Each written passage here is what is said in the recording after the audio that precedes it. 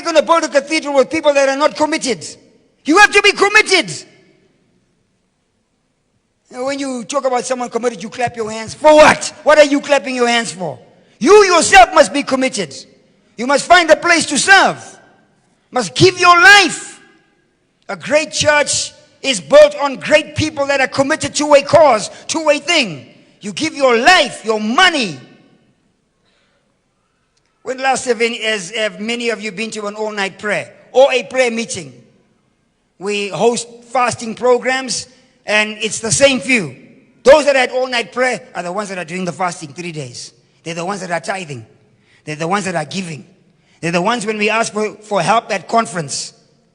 I mean, it was a massive conference. The work undertaken there, after the whole thing, everybody was like, phew, gone. The handful that do everything, they are there breaking down. It took them almost 5 days, Shamori, to break down. The conference was 2 nights, 5 days to break down. You have to be committed. If you are a member of NLCC, you have to commit. Give money to the cholera challenges we have. Give help. Give your life. Give your prayers. Turn to your neighbor and say, you must be committed. And then Chief said to me, I'll see you later. I'm going to call to worship. I said, how? Call to worship? I'd never heard of it. It wasn't even announced. I wasn't told. That's the first time I heard that call to worship was being hosted. The night it was actually happening. First time.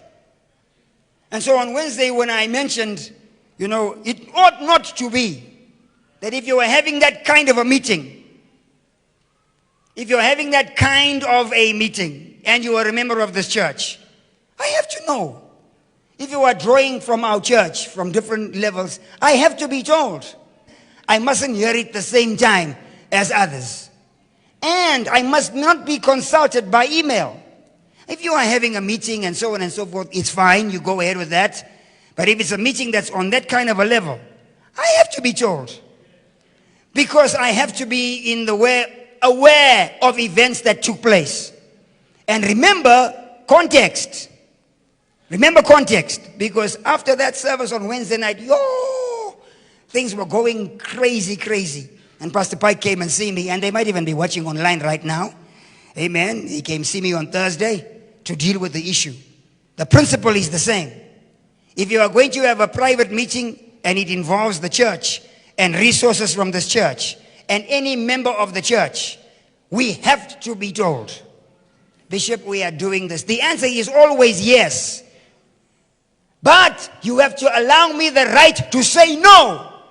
And the right not to explain why I said no.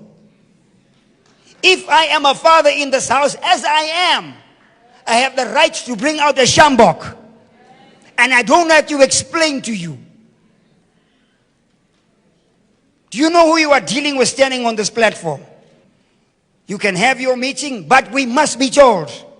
Because if you are going to draw resource from the band, from the music, from PTS, Albert was recruiting members from PTS to work at Call to Worship, but he's not serving here. I want to see him after church if he's here. I don't care if he's been beefing up. I'm not scared of Albert. I know when he was skinny. Amen. I'll still hit him with a stick. You cannot recruit here without us being informed and advised. Stephen, don't get that smirk off your face. This is serious. You can't have private prayer meetings without consulting Shamba and then telling us. We must be consulted. Because we don't want to be in control, but we must be in control. You can't be raising money for so-called projects and stuff like that. A board member was telling me that there was a youngster going around raising money on his behalf. And people were giving. And when they discovered how much money had been raised, it was almost $9,000 that was unaccounted for. Can't do that. Because our name is on the line. It's taken us all these years to build a name. And when people ask, but who are you representing? If you say we are representing Bishop and Ma and NLCC, then we must know. Just in case you are not doing the right thing. Because you can get people doing the wrong thing the right way, or the right thing the wrong way. So we want to be there. We must be consulted. And yes, we named names and called people. I met with Pastor G as I was going out of the second service. He might be here. He had his concert last night. I mentioned him too. If you are doing a concert on that level and you've got guys playing, at least tell us. I made a phone call. I sent you an email. I'm not on the same level on email like Tammy. You're going to put Westino. You're going to put Westino. Stand up. That's my child. If Tammy ever does anything to Tino, it's Hondo. But you can't put me on an email level like Tino. We are Shanya Wena. Do you know who's standing here? I'm not on an email level. If you can go to a shop to go and buy goods, you can come here and talk to me. It's the same distance. It's the same distance. It's Bethel. It's the house of commitment. You have to commit. Jesus said to his disciples, if you don't eat my flesh and you don't drink my blood, you are no part of me. And everybody left. So Jesus looked at his disciples. He said to them, are you guys going? Are you going? Are you leaving? They said, Nkosi, we have no place to go. For you only have the words of life. We started from scratch. We'll start from scratch again. If you are going to be here, you are going to have to follow the rules and the regulations, the procedures and the policies we put out, and it demands commitment. It's not that I love Caesar less.